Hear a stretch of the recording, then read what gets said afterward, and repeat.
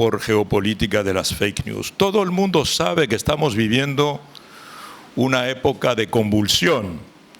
Estamos viviendo una época de cambios acelerados que a veces van mucho más rápido de lo que nosotros podemos asimilar. Y estamos también viviendo cambios que hacen que perdemos de vista el panorama general porque nos concentramos en elementos demasiado pequeños. Y a veces tenemos la impresión de lo que estamos viviendo en este momento. Somos los primeros que vivimos una época de cambios rápidos. Pero eso es una ilusión.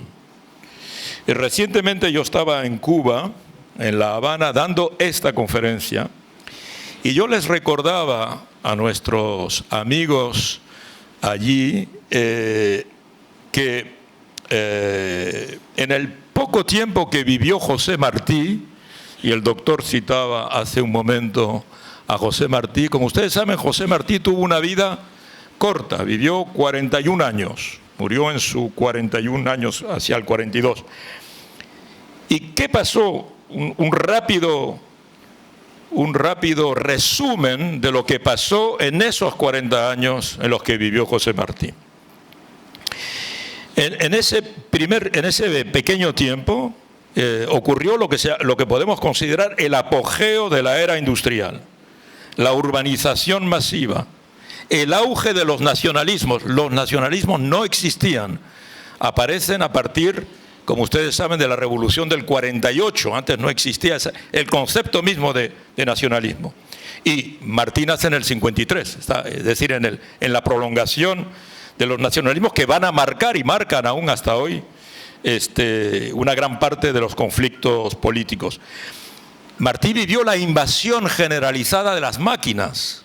Las máquinas llegaron para sustituir cierto tipo de empleo, para cambiar la energía de los brazos, sustituyendo a los campesinos, por ejemplo, que tuvieron que integrarse a las fábricas o tuvieron que integrarse a las minas. Había una especie de proletarización generalizada de la sociedad, con lo que eso supone de cambio de mentalidad, de pasar de una sociedad campesina rural, con sus tradiciones, con su cultura, a una sociedad industrial, con otro tipo de comportamiento. Por ejemplo, para un campesino el tiempo es el tiempo del sol, para un obrero el tiempo es el tiempo del reloj. Es muy diferente. En esa época había una fe ciega en el progreso industrial, en el progreso técnico. Es la gran época de Julio Verne, escribe sus novelas presentando el progreso primero como ininterrumpido y transformando solo positivamente nuestras sociedades. Es la época en la que aparecen las teorías socialistas, que no existían antes y que se desarrollan o que existían en términos, digamos, embrionarios y que ahí aparecen de manera más decidida. Es el nacimiento del feminismo en aquel momento. Es también por primera vez guerras entre potencias industriales. No había habido nunca una guerra entre potencias industriales. La guerra entre Francia y Alemania de 1870 es la primera guerra en la que potencias industriales con ferrocarril, con cañones, etcétera, se enfrentan, ¿verdad? Eso es en época 1870. Por consiguiente, Martí tiene apenas 17 años. Es la conquista y la colonización del mundo. Evidentemente, la conquista y colonización de América se hizo a final del siglo XV, principio del siglo y el siglo XVI. Pero la colonización de África y la colonización de Asia se hacen a final del siglo XIX. Recuerden que la conferencia de Berlín, donde 4 o 5 potencias internacionales se reparten el mundo, es en 1885. Es decir, nuestro querido José Martí tiene 22 años. Por otra parte, esta conquista se hace en nombre de la modernización. Hay como, igual que la conquista de América se hizo con el pretexto positivo, entre comillas, de la evangelización, la conquista de África y la conquista de Asia se hacen, las potencias occidentales dicen, aportamos la modernidad a estas sociedades anticuadas, salvajes, bárbaras, atrasadas, entre comillas. Se inventa la velocidad. No es la velocidad máxima que existía, era la velocidad de un caballo. A partir de la aparición del tren, a partir de la aparición del automóvil, a final del siglo XIX, en vida de Martí, los médicos dicen que si se va a una velocidad superior a los 70 kilómetros por hora, el sistema sanguíneo explota en ese momento. Entonces, evidentemente esto es nuevo. Hay un progreso en las comunicaciones de masa porque aparece la rotativa, aparece la prensa de masa en ese momento. La prensa de masa barata, etcétera, que se difunde. Aparece la fotografía, aparece el telégrafo, aparece el cine. El cine se inventa en 1895, cuando muere Martí, que muere en el 95. Entonces, quiero decir, es la época de las grandes revoluciones. La revolución de la Comuna, en particular, en 1871, que será una de las más devastadoras. Es la época del anarquismo y de los atentados terroristas anarquistas, que tienen como objetivo el eliminar a todas las cabezas reinantes de la época. El terrorismo no data de hoy. Imagínense todo lo que acabo de citar, cómo percutió en la mente de la gente que vivía esa época. Todo eso en 40 años. Les recuerdo que Internet lleva 40 años, tiene exactamente 40 años, se inventó en 1989. ¿Verdad? Estamos viviendo en los 40 años y tenemos la impresión de que estos cambios son cambios que solo nuestra generación ha vivido. No, el cambio es casi un elemento estructural del funcionamiento de las sociedades. La adaptación al cambio es un rasgo casi permanente de las sociedades. En la época de Martí, solo en la época de Martí, surgen tres teorías que van a cambiar los parámetros fundamentales sobre los que está asentada la civilización occidental. Aparece la teoría de Darwin. Darwin que dice, evidentemente, este mundo no lo ha creado Dios. Espero que no choco a nadie, es la teoría de Darwin, no forzosamente doy mi idea. Pero Darwin dice, el ser humano no lo ha creado Dios, el ser humano es el producto de una evolución, de una selección. El origen de las especies, él escribe este libro, El origen de las especies, la selección natural, en 1859. Cuando Martí tiene 6 años. Y con esto, evidentemente, es una revolución en el pensamiento, obviamente.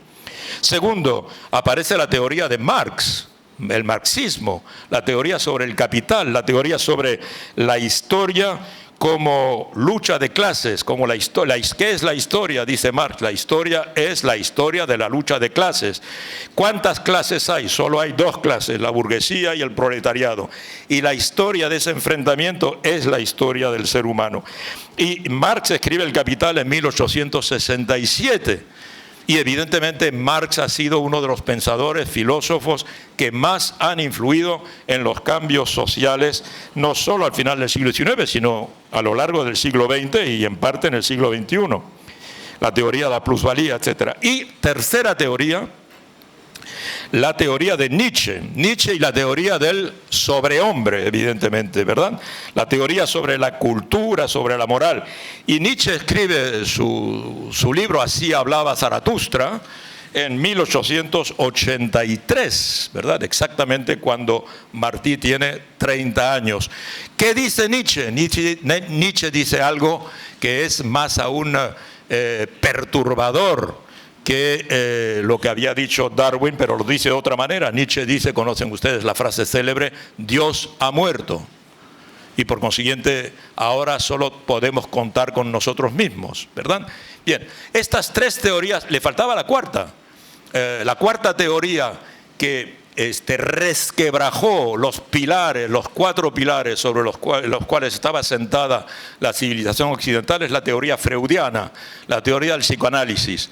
Pero Freud, que es exactamente contemporáneo de Martí, exactamente, Freud nació en el 59, Martí en el 53, tienen 6 años de diferencia apenas, pero el libro fundamental de Freud, que es la interpretación de los sueños, lo escribe en 1898, ya Martí había muerto, por consiguiente el psicoanálisis no influye en él. O las 3 teorías sobre la sexualidad, el pequeño librito en el que Freud va a demostrar que la sexualidad es un componente estructurante de la identidad, ¿verdad? Lo escribe en 1905. Pero quiero decir, con esto rápidamente, que lo que decía antes, ¿verdad? Que el hecho de vivir muchos traumatismos teóricos, filosóficos, técnicos, tecnológicos, no es una característica de nuestra generación. Tenemos ese sentimiento, pero nuestros padres también tuvieron ese sentimiento, nuestros abuelos también tuvieron ese sentimiento, nuestros tatarabuelos también tuvieron ese sentimiento, porque a lo largo de la vida de un ser humano, 40, 50, según las épocas, 60, hoy casi 80 años, evidentemente el mundo da varias vueltas.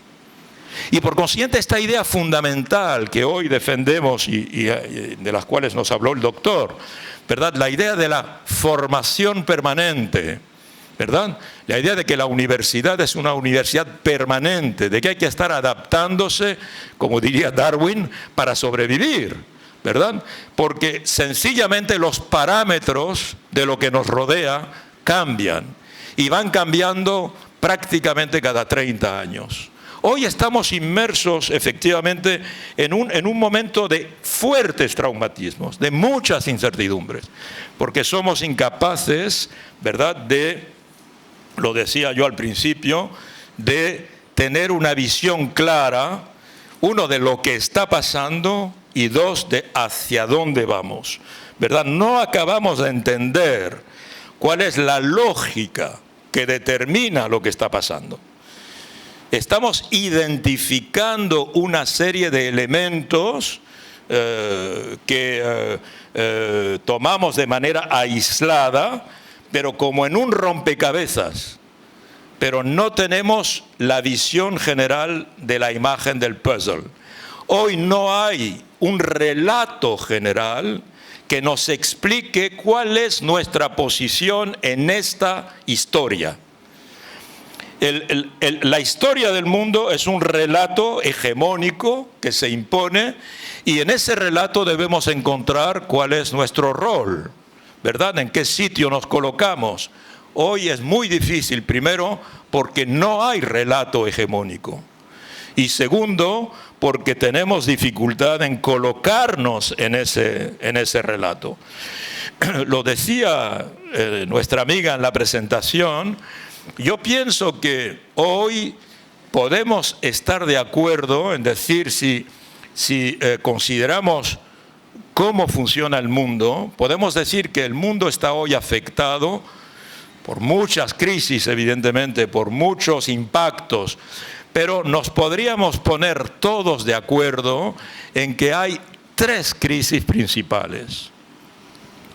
Yo pienso que la principal crisis en términos, digamos, de peligro para la humanidad, peligro para el destino de la humanidad, yo creo que el cambio principal, el choque principal, la crisis principal, el traumatismo principal, es el cambio climático que estamos viviendo. Cada uno de nosotros ahora, bueno, excepto el señor Trump, tiene la conciencia concreta por haberlo vivido de que el cambio climático es algo perceptible. No es como hace 20 o 30 años el resultado de una serie de observaciones científicas que algunos científicos anunciaban. Ahora lo tenemos porque todos padecemos recalentamiento general, crisis hídrica, en algunos países no hay agua, desastres meteorológicos, extremos crisis alimentaria, crisis de la biodiversidad. Bien, podríamos hacer una lista extensísima, derretimiento de los polos, ¿verdad?, etcétera. Con lo que eso supone como transformación de la naturaleza, que es un poco, digamos, el territorio sobre el cual está asentado el género humano. El segundo traumatismo, que yo considero que es muy general también, sobre el que podemos ponernos de acuerdo, son los desplazamientos migratorios masivos. Lo estamos viendo aquí con la crisis en América Central, en particular en Honduras, digamos, esos éxodos de tipo bíblico, ¿eh?, que se dirigen hacia el norte. Lo estamos viendo con la obsesión del señor Trump de poner barreras, pero igual lo estamos viendo en el Mediterráneo, con esa especie de muerte permanente de emigrantes de África que se anegan en el Mediterráneo. Desplazamientos que están causados en parte por el cambio climático, ¿verdad? Cuando hay desertificación la gente ya no puede vivir, pero también por las desigualdades, ¿verdad?, por las guerras, por los problemas demográficos. Este desafío es un desafío cuyos efectos desestabilizadores aún no los hemos percibido.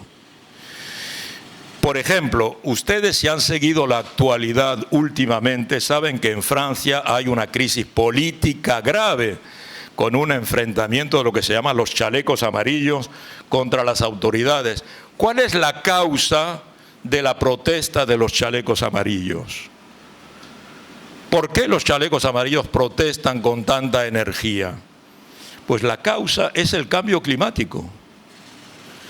¿Y qué tiene que ver el cambio climático con los chalecos amarillos? Pues para luchar contra el cambio climático, los países colectivamente en las conferencias que se llaman la COP21, la COP22, la COP23, han decidido reducir el consumo de las energías fósiles porque producen demasiado CO2. ¿Cuál es el carburante fósil que más se usa? Pues la gasolina, ¿verdad? Entonces, ¿cómo se hace para reducir el consumo de la gasolina? Se aumenta el precio. Bien, cuando aumentamos el precio de la gasolina, ¿a quién le afecta más? A los que más usan el automóvil. ¿Quién usa más el automóvil? Los que más lejos viven del centro de la ciudad. O sea, los más pobres. Esos son los chalecos amarillos. Y por eso protestan. Para que vean, yo decía antes, el cambio climático tiene efectos desestabilizadores que no parecen al principio tener algo que ver con la ecología, con el medio ambiente, y tienen todo que ver con eso. A partir de ahí hay una crisis de régimen. En este momento el gobierno ha tenido que lanzar una especie de reflexión sobre los estados generales de qué quiere la gente. Y la gente lo que está queriendo ahora es que se cambie de constitución. O sea, del aumento de la gasolina por con una intención positiva para proteger el planeta, que quiere decir proteger el género humano. Y llegamos a una crisis de régimen, en el que se trata de cambiar la Constitución. O sea, aquí es lo que se llama, ustedes saben bien, el efecto mariposa, ¿verdad? Una mariposa agita un poquito el aire allá en el fondo del Pacífico Sur, pero esa agitación toma cierta aceleración, va provocando un poquito más de viento, el viento se suma a una corriente, la corriente se transforma en tornado y eso provoca un huracán que llega hacia las costas del Pacífico de Panamá. Entonces, el efecto mariposa de este cambio climático lo estamos viendo ahora mismo en varios países y en particular en Francia. Y la tercera crisis, que usted citaba antes en la presentación, es el tema que vamos a tratar aquí, que son los efectos incontrolados de las nuevas tecnologías. Las nuevas tecnologías nos han invadido, pero bueno, como las industrias invadieron la época de Martí, ¿verdad? Evidentemente Internet, que apenas tiene 40 años, lo cual quiere decir que apenas está empezando. Algunos analistas dicen, efectivamente, la última vez que hubo un traumatismo comunicacional tan violento como este fue cuando Gutenberg inventó la imprenta. Yo lo había dicho aquí en mi conferencia precedente. Y Gutenberg inventó la imprenta en 1440. O sea que ahora estamos en 1480 apenas.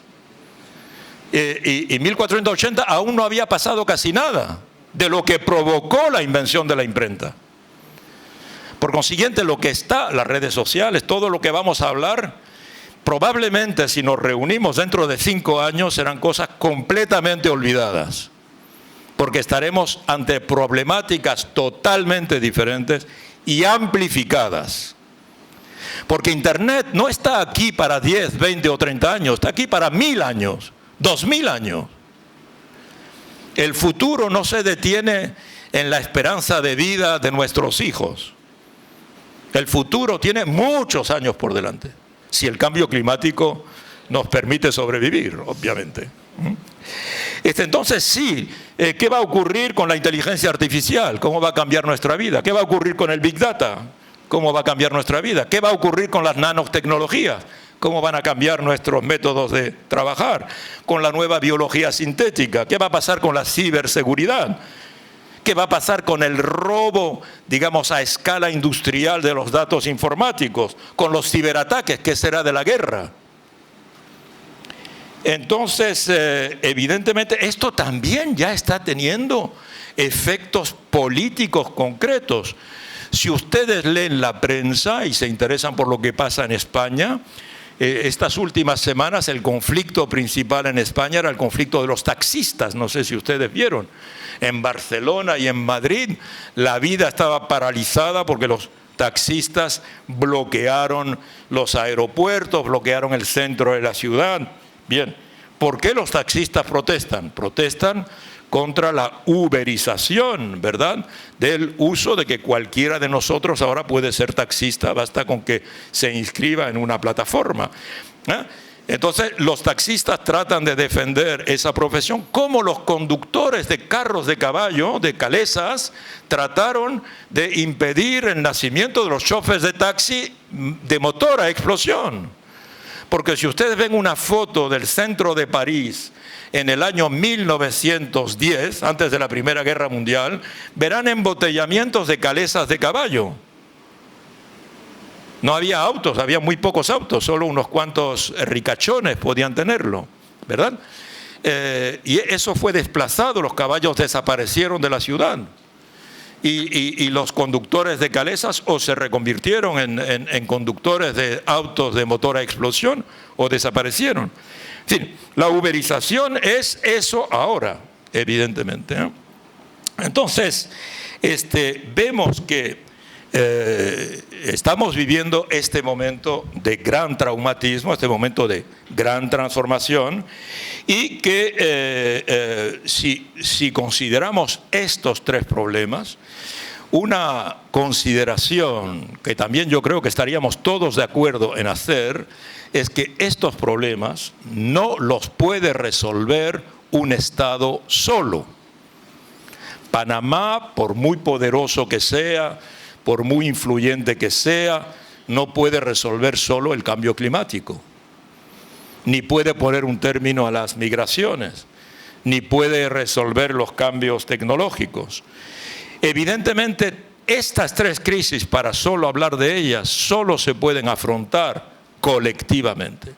Solo se pueden afrontar en una perspectiva en la que hay la convicción de que no hay solución individual a problemas que son problemas globales, que conciernen hoy al conjunto del planeta y al conjunto de la humanidad.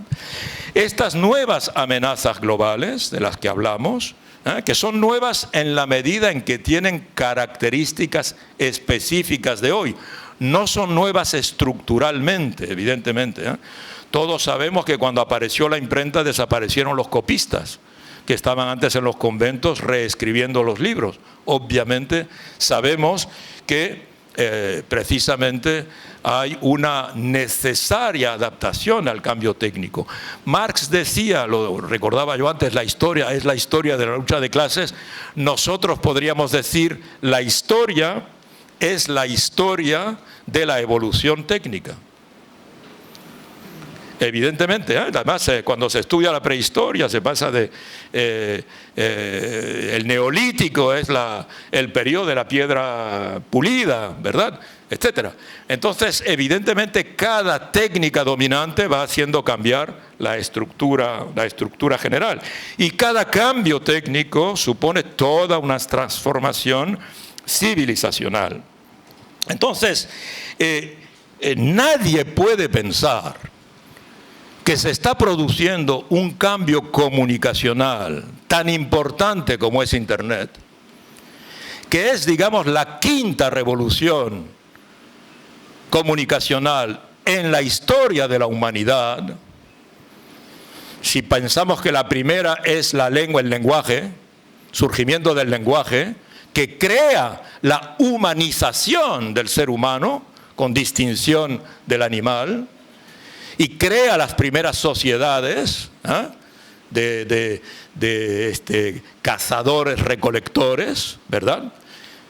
La segunda revolución quizás sea la aparición del dibujo en las cuevas, el uso de la imagen como sistema de comunicación, misterioso aún para nosotros.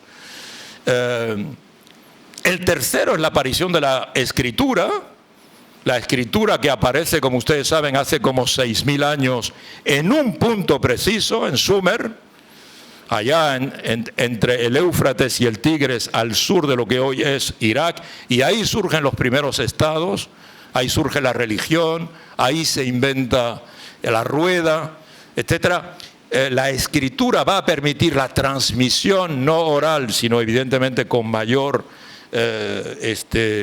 eficacia. La cuarta es la imprenta y la quinta es Internet. Estamos hablando de más de 40.000 años.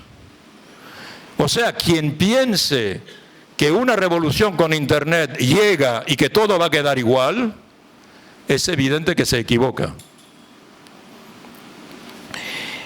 Porque si hay una ley, es que toda transformación en la comunicación transforma la organización de la sociedad.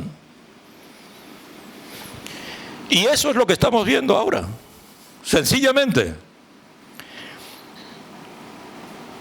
Por ejemplo, están surgiendo, lo recordaba nuestra amiga periodista en su presentación, estamos viendo el surgimiento de nuevas formas de gobierno que parecían impensables. Hace apenas 10 o 15 años no pensábamos que, digamos, de manera democrática iban a ser elegidos en Europa, en la vieja Europa, con su experiencia trágica de tantos siglos. Iban en Polonia, en Hungría, en Italia, iban a surgir lo que se llama gobiernos populistas de derecha o de extrema derecha, que nos están haciendo entrar en una nueva etapa política. Hoy día, el propio concepto de democracia no está funcionando. El concepto de democracia está en crisis. En muchos lugares se hacen encuestas y se le pregunta a las personas, ¿qué prefiere usted? ¿Un gobierno democrático que no le puede garantizar un empleo o un gobierno no democrático que le garantiza el empleo? Y la mayoría vota en favor de un gobierno no democrático pero que garantice el empleo. Se hizo una encuesta de ese tipo en Perú, 61% votaron en favor de un gobierno no democrático que garantice el empleo. Los gobiernos de Hungría, por ejemplo, hoy, según una según un barómetro democrático liberal tradicional, no es una democracia. Y sin embargo forma parte de la Unión Europea. Y partidos no democráticos, como la Liga en Italia, están gobernando Italia. Y no son democráticos, y son racistas, y lo dicen. Y nosotros no pensábamos, después de la Segunda Guerra Mundial, después de los campos de exterminio, no pensábamos que alguien podría asumir el hecho de ser racista. Únicamente por xenofobia hacia los inmigrantes. Por consiguiente, hemos entrado en una nueva era política. Un Bolsonaro no es concebible hace 10 años o 15 años. Y ha sido elegido masivamente con 56% de los votos.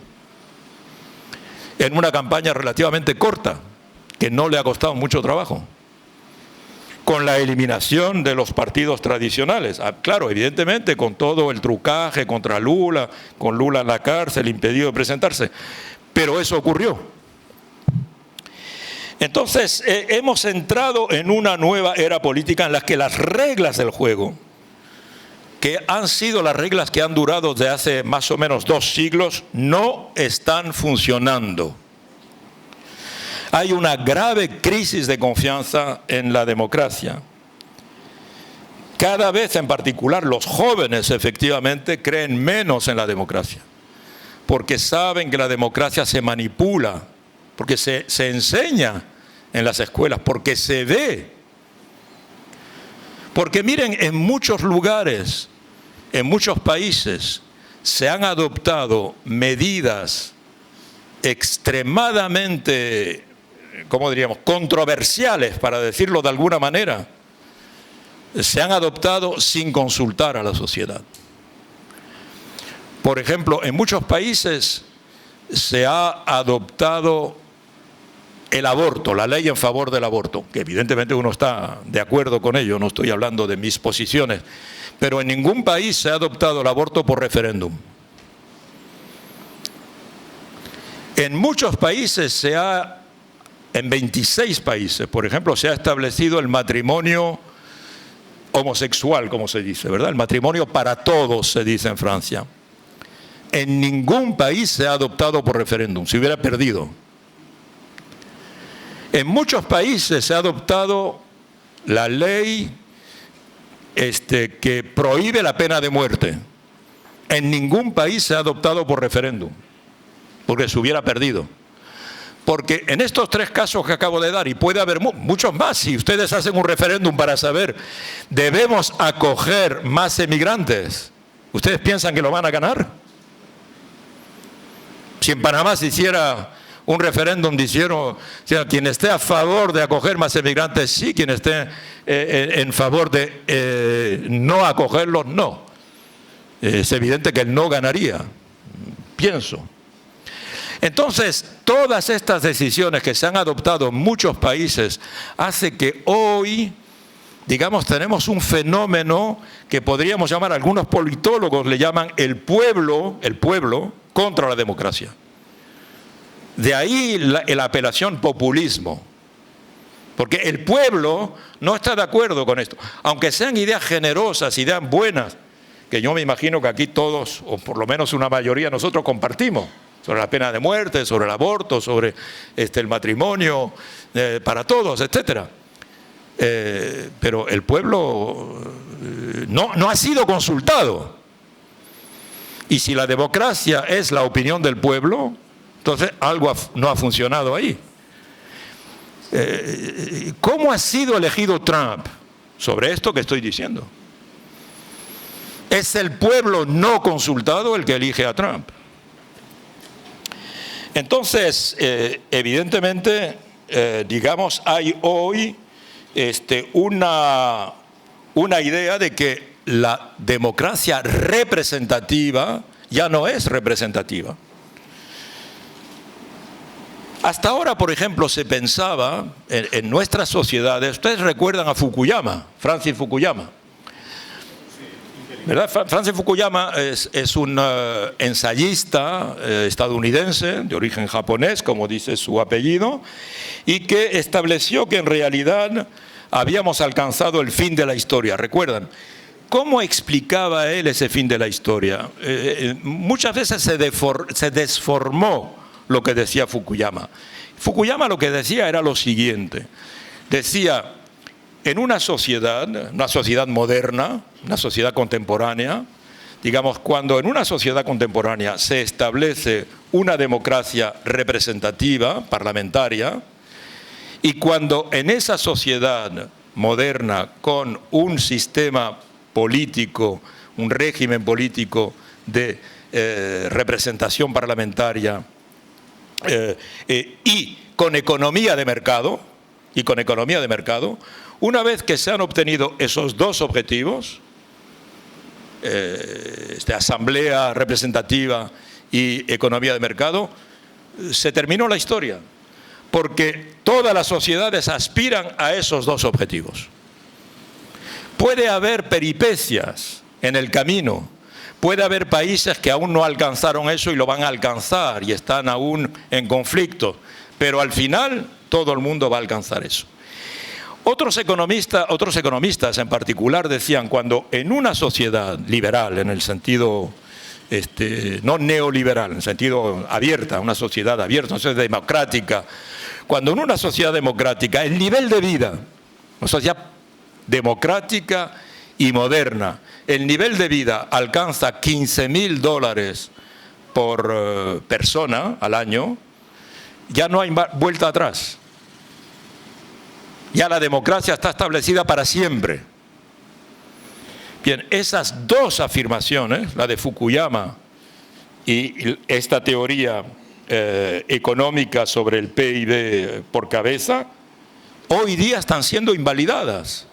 Lo estamos viendo. Hay países que están eligiendo no ser democracia parlamentaria. Por consiguiente, hoy eso no está funcionando. Estamos viendo una especie de crisis que surge de la crisis económica. Ustedes recuerdan que en el 2008 hubo una crisis financiera brutal de la que hemos tenido las consecuencias durante 10 años. Estamos apenas el mundo saliendo de esa crisis y eso ha provocado una desconfianza traumática con respecto al funcionamiento de la economía, que por otra parte hoy día la mayoría de la gente está convencida de que el funcionamiento del capitalismo, tal como funciona en una sociedad democrática, es extremadamente desigualitario. Es decir, que naturalmente el capitalismo tiende a acumular las riquezas en un pequeño grupo y evidentemente a reducirlas en el grupo mayor. La prensa publicó la semana pasada, me imagino que ustedes lo vieron, que hoy día 26 personas ricas poseen un patrimonio que es semejante, idéntico o superior al de 3.600 millones de personas, la mitad de la humanidad. 26 personas tienen un patrimonio financiero, económico, etcétera, superior al de la mitad de la humanidad. Por consiguiente, este regreso brutal de las desigualdades, las nuevas pobrezas, el paro masivo, el desamparo de tanta gente en un mundo tan rico, hace que muchos ciudadanos están traumatizados y dejan de creer en la democracia. Recuerden que los indignados españoles, ustedes recuerdan, hace ya algunos años, 2011, 2012, cuando protestaban frente a la Asamblea Nacional, frente a las Cortes, y decían, no nos representan. O sea, los diputados no nos representan, y son diputados elegidos democráticamente. Otro de los eslogans de los indignados españoles era, ustedes recuerdan también, lo llaman democracia, pero no lo es, ¿verdad? Entonces, estamos en un momento en el que ni el liberalismo tradicional, ni el marxismo más ortodoxo, ni la socialdemocracia, digamos, histórica, saben responder a los nuevos problemas de una sociedad cambiante. Por eso están surgiendo, repito, las nuevas identidades políticas que ya no asumen los discursos ni los análisis preconcebidos. Ya no aceptan los programas, las reflexiones que se hicieron para momentos históricos de una época pasada. ¿Por qué los partidos tradicionales están en crisis? Miren lo que acaba de pasar en El Salvador. Después de 30 años de alternancia entre Arena y el FML, surge un partido en apenas un año y gana las elecciones.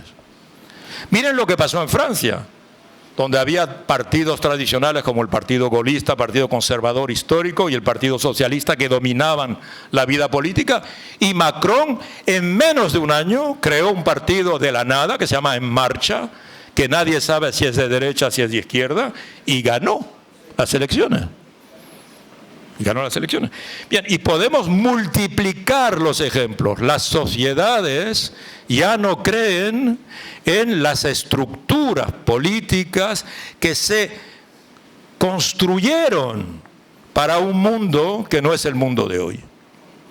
Eso obliga a los partidos políticos a repensar el momento en el que estamos.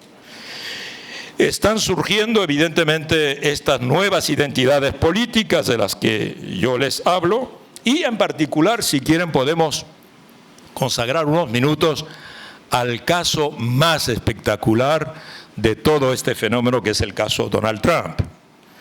Evidentemente Trump ha sido elegido como candidato del Partido Republicano, pero todo el mundo sabe que no es representativo del Partido Republicano. Trump es un outsider en el Partido Republicano, porque tiene a toda la dirigencia, tuvo cuando se presentó en las elecciones, a toda la dirigencia del Partido Republicano, a todos los líderes del Partido Republicano contra él.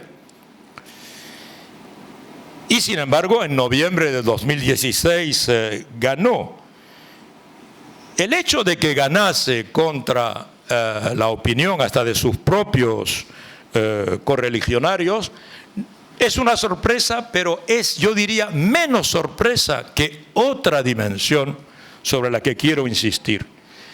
Trump tenía contra él, por primera vez en la historia de Estados Unidos, tenía contra él no solo a los líderes de su propio partido, que ya es un caso bien excepcional, pero tenía contra él todos los grandes canales de televisión, excepto Fox.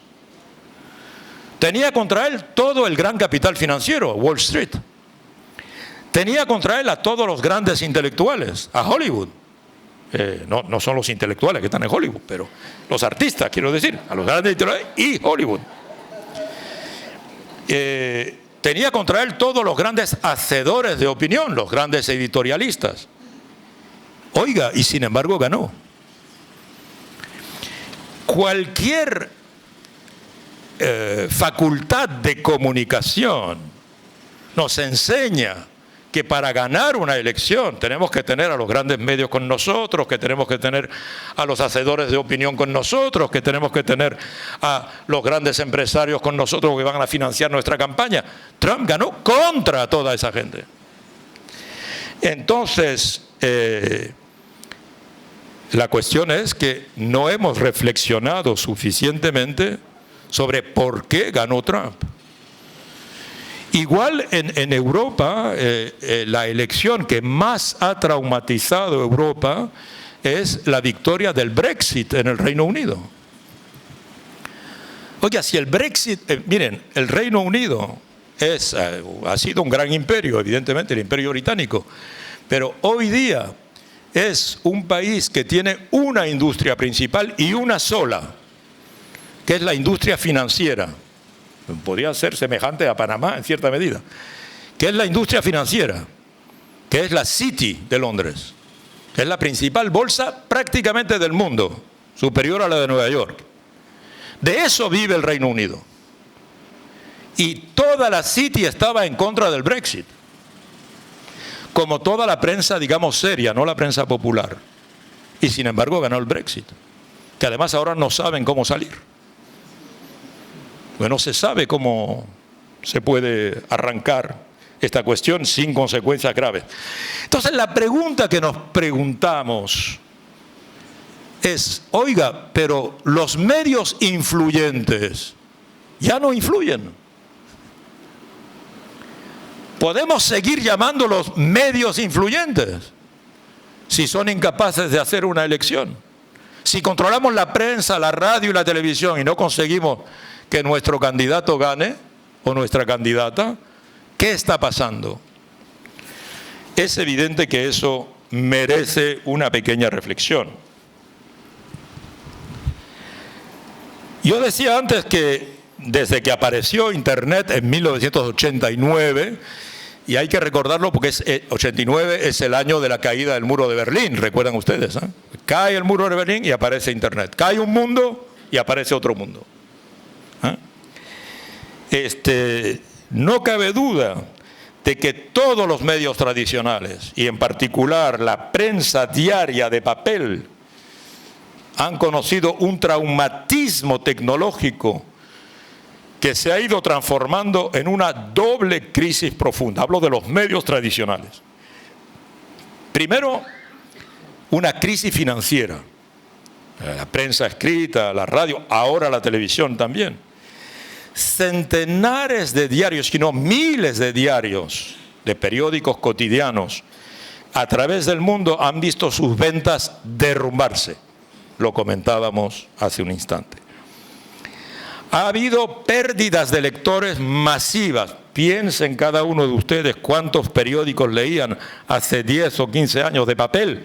¿Cuántos periódicos de papel leen ustedes ahora?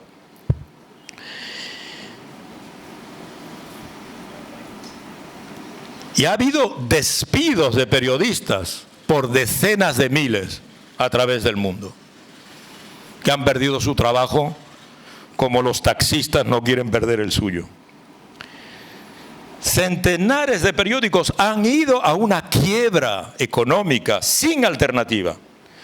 Y diarios no cualquiera, evidentemente. A veces uno dice, no, pero claro, este pequeño periódico no tenía perspectivas de sobrevivir, en una reflexión darwiniana.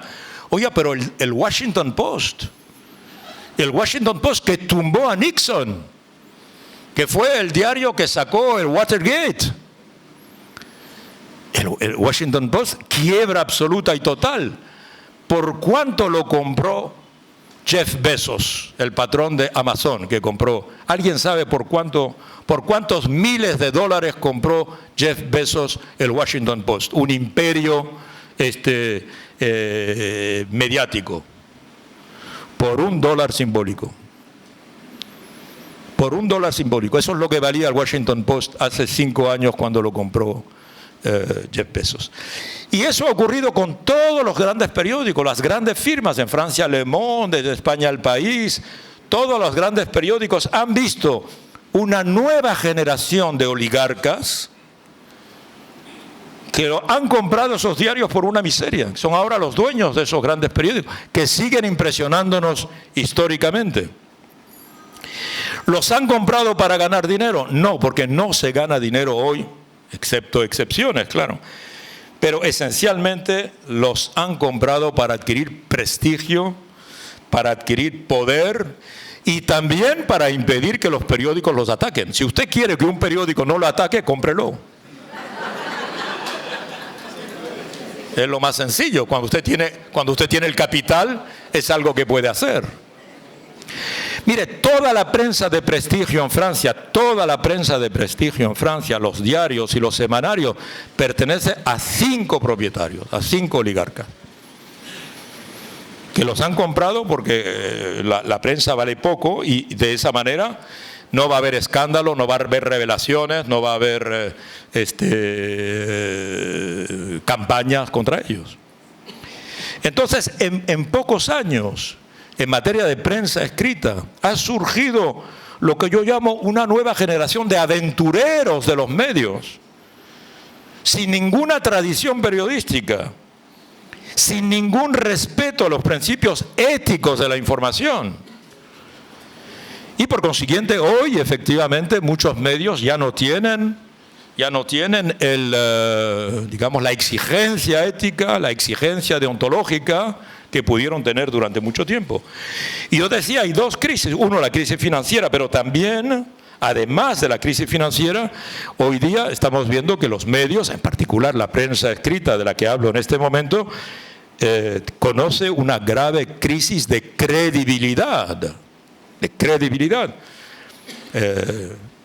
Es lo que yo llamo el estado, nosotros ciudadanos estamos en un estado de inseguridad informativa, de inseguridad. Hay muchas inseguridades, ¿verdad? Es una de las características de nuestra sociedad, la inseguridad. Pero también hay una inseguridad informativa. Hoy veo una información, no sé si va a ser desmentida dentro de un rato. La vea donde la vea, en la radio, en la prensa, en la televisión, en las redes, sobre todo en las redes. Entonces, esto es la crisis de la credibilidad. Las mentiras en los medios no es nada nuevo. Desde que se inventó la prensa, evidentemente se inventó la mentira, pero hasta ahora ha habido siempre una preocupación de crear como un arbitraje, ya sea por medio, que es lo que se enseña en las escuelas de periodismo, de comunicación, ya sea por medio de una serie de principios y de valores, ¿verdad?, que hace que no se pueda hacer periodismo de cualquier manera. Quizá el periodismo no es una ciencia. Decimos a veces facultad de ciencias de la información. Quizá no sea una ciencia, pero no se hace periodismo de cualquier manera, como me imagino que los profesores o los estudiantes de información que están aquí lo saben. En cambio, lo que está pasando hoy es que precisamente la incredibilidad o esta inseguridad está siendo una dimensión estructural del funcionamiento mediático. El desarrollo imparable de las redes sociales está creando un nuevo universo en el que las intoxicaciones, las manipulaciones, para decirlo con otra palabra, la propaganda, está tomando un lugar muy importante. En particular, con el surgimiento de estos conceptos nuevos, como el concepto de posverdad. Concepto de posverdad, que es muy interesante, porque las mentiras siempre han existido, pero la posverdad es algo nuevo. ¿Qué significa la posverdad? Ustedes conocen el concepto de posmodernidad. Se enseña en las facultades de literatura, ¿verdad? La posmodernidad, o de filosofía. La posmodernidad. La posmodernidad es una modernidad que no está basada precisamente en la lógica, en la razón, que no está basada en la idea de que el progreso es continuo y progresivo, valga la redundancia. La posverdad es algo que podríamos definir como precisamente la opción que tenemos con respecto a la verdad. Tenemos una opción. La verdad no es algo que se impone por sí mismo, es algo optativo, es lo que llamamos los hechos alternativos. Angela Merkel, cuando perdió una elección, a pesar de haber tenido resultados brillantes hace 2 años, decía: hemos entrado en una era postfactual. Usted le puede presentar las estadísticas más brillantes a los ciudadanos: he hecho esto, todo ha sido positivo, la gente no lo cree, si en las redes ha leído que eso no es así, aunque lo que ha leído sea falso. O sea que efectivamente estamos en un sistema en que tú tienes tu verdad y yo tengo mi verdad. Y tú te apañas con tu verdad y yo con la mía. Y tu verdad no tiene más valor que yo. Porque precisamente hay la posibilidad de enfrentar hechos alternativos.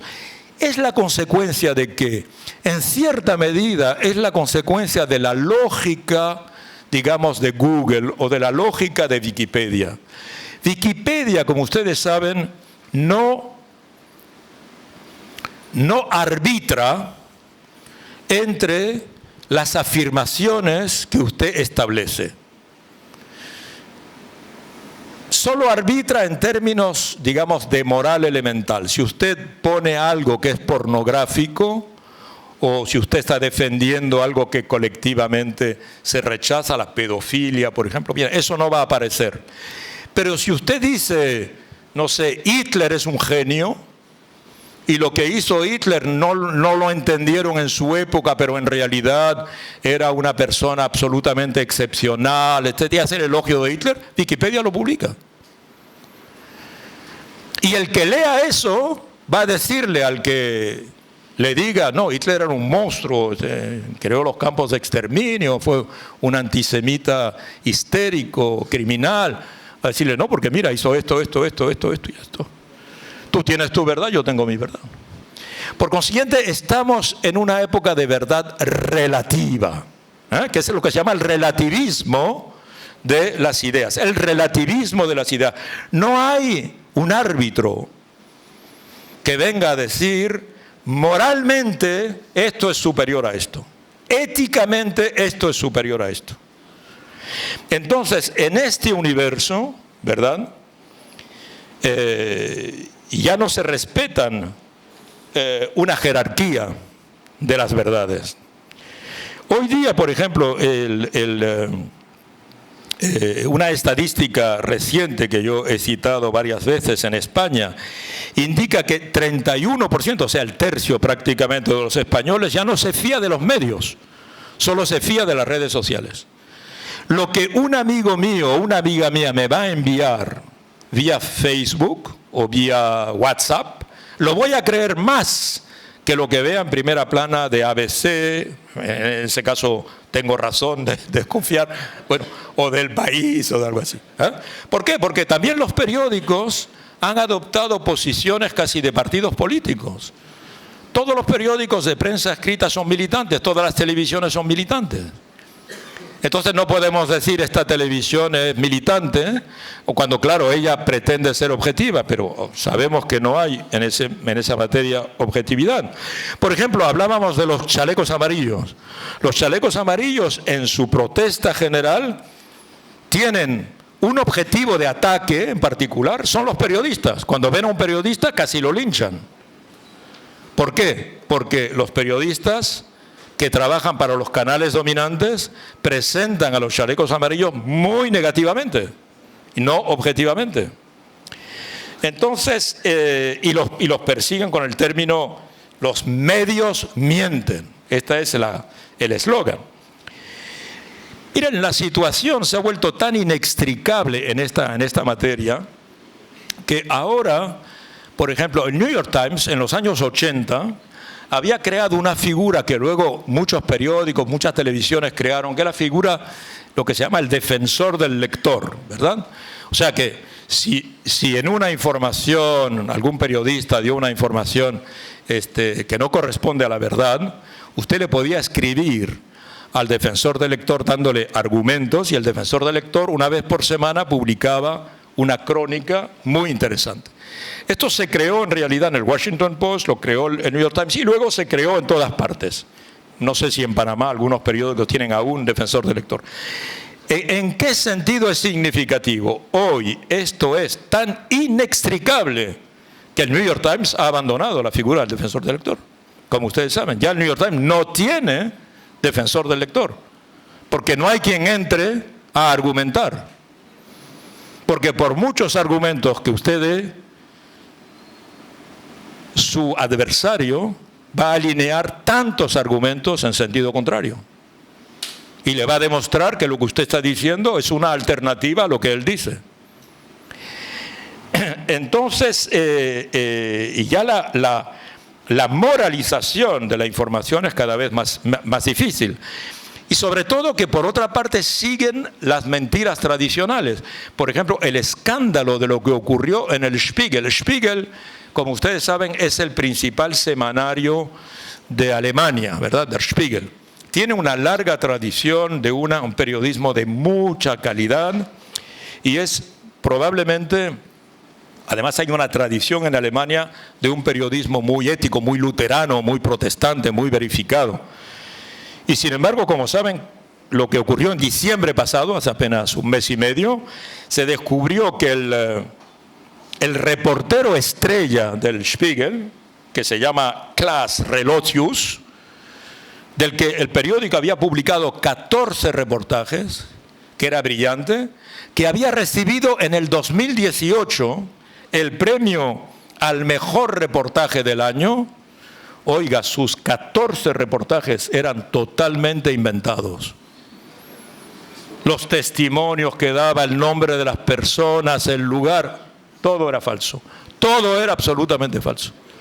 Es decir, no solo hay fake news en las redes sociales, hay fake news un poco en todas partes. Entonces, y voy a ir terminando con esto para hablar de regresar a la cuestión de Donald Trump. Decíamos que Donald Trump había ganado en este contexto, había ganado sin tener el apoyo de la televisión, teniendo además la televisión contra él. Pero Trump es también uno de los, digamos, de los candidatos que gana las elecciones del 2016 sin ir a ninguna televisión, a ningún canal de televisión, sin ir a dar entrevistas. Lo había hecho Obama también. Pero Obama lo había hecho con otra perspectiva. En la segunda elección de Obama había hecho igual. No había dado entrevistas a la televisión. Pensaba que ya con las redes sociales podía tener un complemento.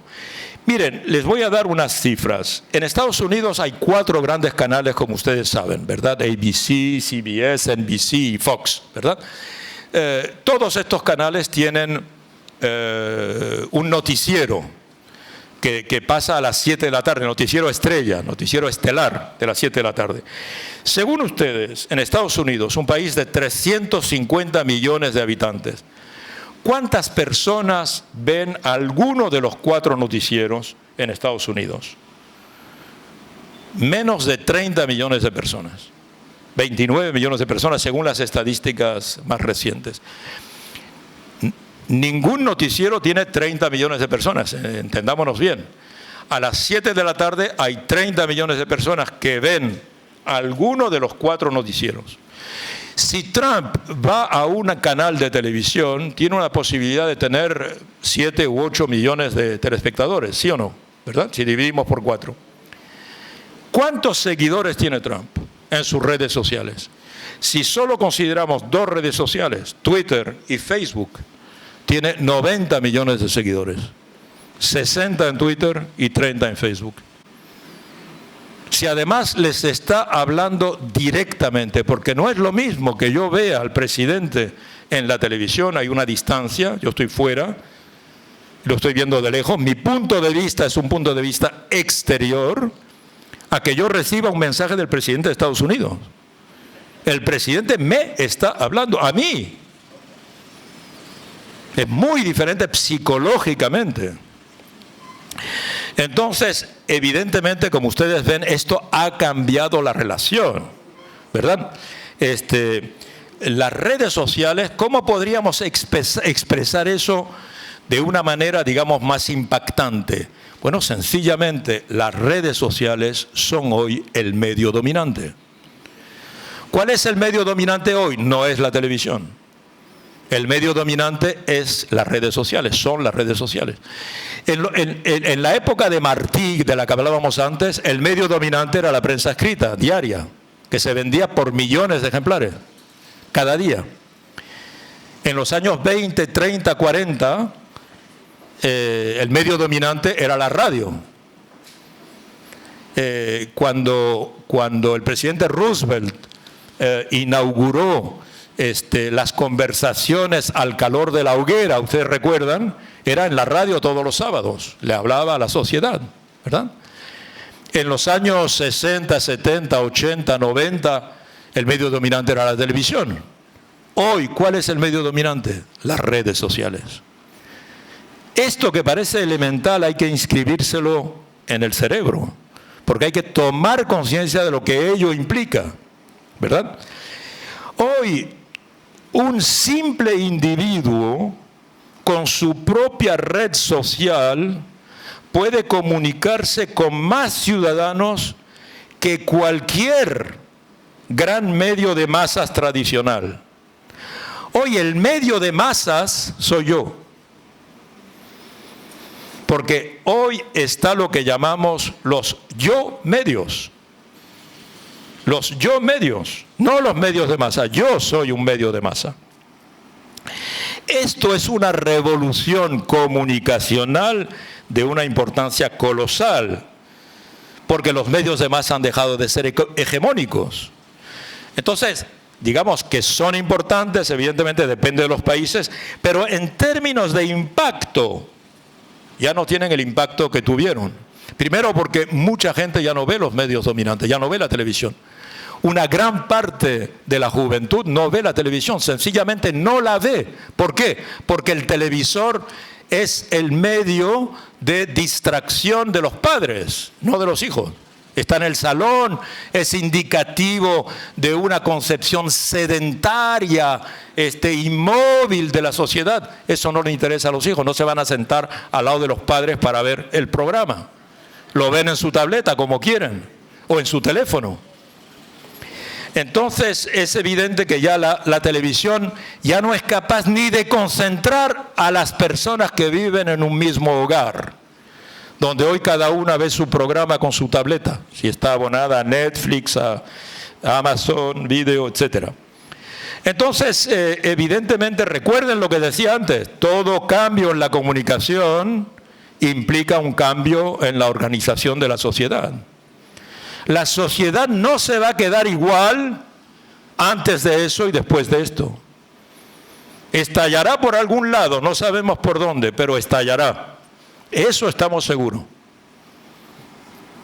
Nadie pensaba en Francia que iba a haber los chalecos amarillos. Y menos Macron, que él mismo es el producto del cambio. Y los chalecos amarillos son también un efecto de esto. ¿Cómo se han organizado los chalecos amarillos si no tienen líder, si no tienen programa, se han organizado mediante las redes sociales? Y es un movimiento nacional que ha surgido de la noche a la mañana. Entonces vemos cómo estos cambios están produciendo efectos extremadamente importantes. Y a esto se añade un elemento muy importante que por el momento quizá no tenga el impacto político que puede tener, yo pienso que tendrá, pero digamos lo que llamamos el influencer, el influenciador o la influenciadora. ¿Qué es un influenciador hoy día? Bueno, diríamos que es una persona sin cualidades particulares. Miren, antes, como decía Humberto Eco, antes para ir a la televisión, para aparecer en la televisión, había que haber hecho algo notable. Usted tenía que ser, no sé, premio Nobel o doctor o recordman deportivo o tener algo, ser el personaje principal de alguna acción, etcétera. Bien. El influencer es una persona sin cualidades, ni electorales, ni políticas, ni académicas, ni científicas, sin ninguno de los criterios que antes se exigían para distinguirse en los medios masivos. Pero hoy alcanza una celebridad mundial por X razones. Y no solo eso, sino que alcanza una celebridad mundial que va mucho más allá de lo que podemos imaginar. A mí me interesa un personaje que considero que es bastante fascinante desde este punto de vista, que es, que ustedes conocen, que se llama Kim Kardashian, ¿verdad? Kim Kardashian es un objeto fascinante para un teórico de la comunicación, ¿verdad? ¿Por qué? Bueno, por siguiente, les voy a dar varias cifras. El domingo pasado hubo el Super Bowl. ¿Qué tiene que ver el Super Bowl con Kim Kardashian? Bueno, pues que el Super Bowl del domingo, como ustedes saben, no reunió ni siquiera 100 millones de telespectadores. Apenas reunió 97 millones de telespectadores en Estados Unidos. Oiga, 97 millones es mucho. Mire, es más de lo que tiene Trump como seguidores, ¿verdad? Yo he dicho antes que Trump tiene 90 millones. El Super Bowl estuvo visto por 97 millones. Claro, mucho menos que hace unos años. Ya el año pasado tampoco alcanzó los 100, pero estábamos en 100 o 101, pero ya no estamos en 113, 114 como tuvimos antes. Dígame, pero nuestra amiga Kim Kardashian, ¿Cuántos seguidores tiene en sus redes sociales? ¿Quién lo sabe? 224 millones. 224 millones.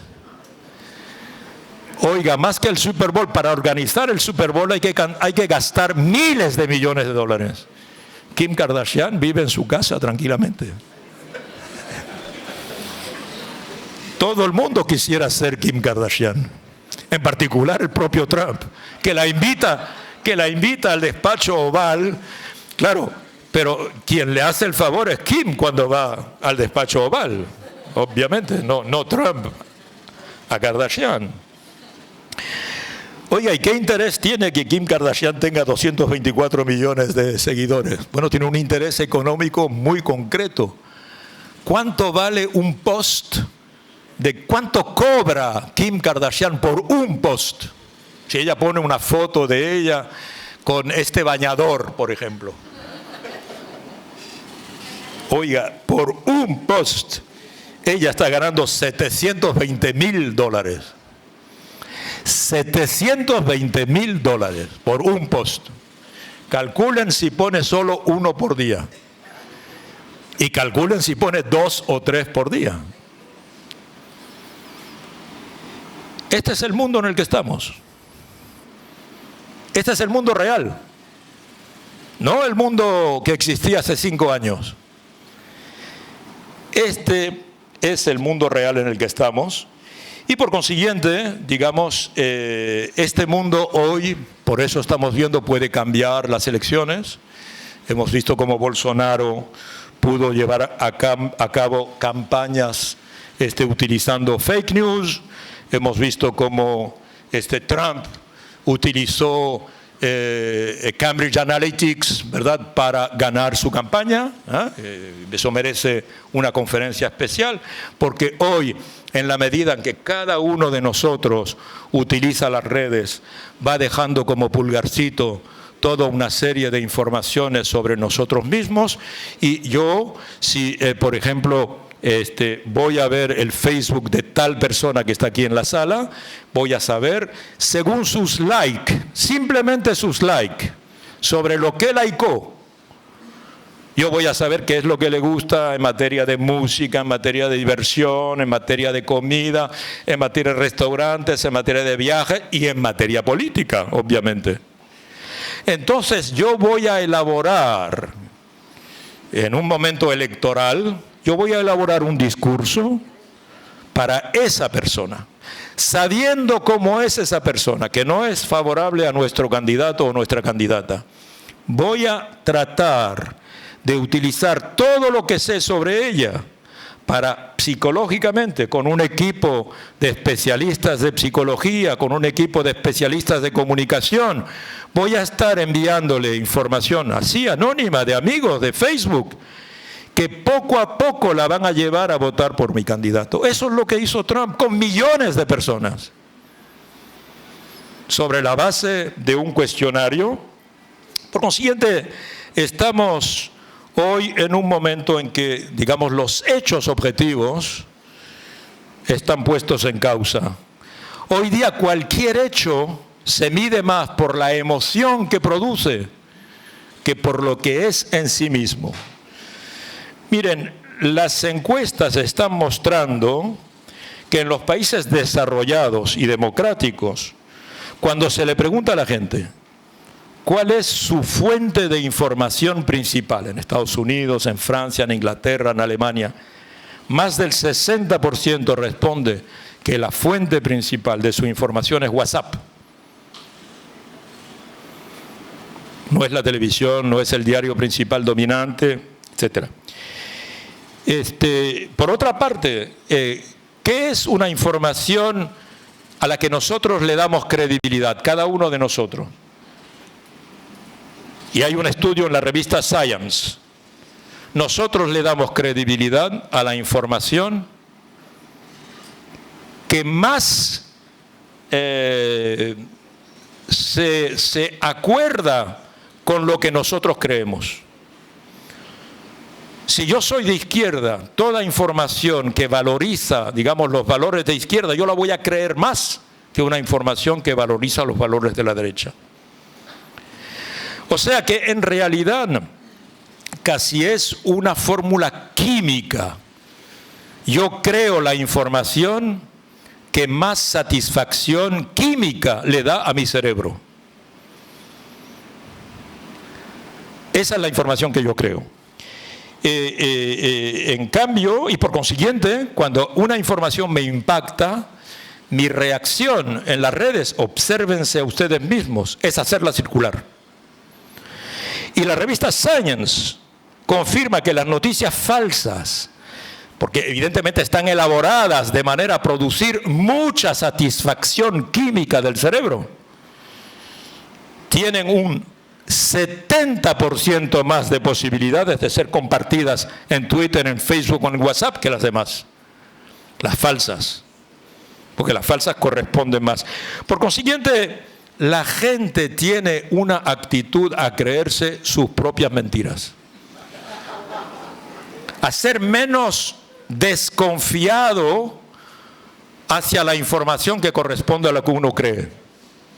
Si una información me dice lo que yo creo, tengo tendencia a creerla más que una que me dice algo que yo soy reticente a creerlo. Entonces, evidentemente hoy se pueden lanzar campañas masivas de intoxicación, no cabe duda, se han hecho. Y la elección de Trump es la demostración. Las manipulaciones que ha hecho Bolsonaro con WhatsApp, partiendo del principio que en Brasil, un país de unos 200 millones de habitantes, 120 millones de habitantes usan WhatsApp. Así se lanzó la campaña de Bolsonaro, con una serie de falsedades, con falsas fotografías contra Lula, falsas fotografías contra Dilma, que evidentemente resquebrajaron la confianza que el público indeciso tenía. Para ganar una elección hay que ganar a los indecisos, porque los que ya saben por quién van a votar, esos no se van a cambiar tan fácilmente. O sea que las fake news, la posverdad, los hechos alternativos, están dibujando una nueva geopolítica. Una nueva geopolítica. Hay ahora personas que han llegado al poder con sus ideas, y en particular, evidentemente, el presidente de la primera potencia mundial, con estas ideas. Están contribuyendo a redibujar las opiniones públicas. Están reorganizando el campo de la información y están provocando, obviamente, una inmensa confusión. Hoy avanzamos en la niebla. No sabemos cuál información de las que recibimos es cierta, la célebre inseguridad de la que yo hablaba antes. Por consiguiente, los ciudadanos se encuentran en una situación en la que es más difícil cada día distinguir entre lo cierto y lo falso, entre lo bueno y lo malo, moralmente, entre lo auténtico y lo manipulado, o lo distorsionado. Los ciudadanos están desconcertados ante todas estas ráfagas de verdades emocionales, que es otro de los conceptos, la verdad emocional, de verdades ficticias, de verdades disfrazadas. Y es un problema que no será fácil de resolver. Si ustedes me dicen cuál es la solución, no hay en este momento solución. Evidentemente hay que trabajar en una solución, porque precisamente la historia nos enseña que si desaparece la verdad, también desaparece la libertad. Muchas gracias.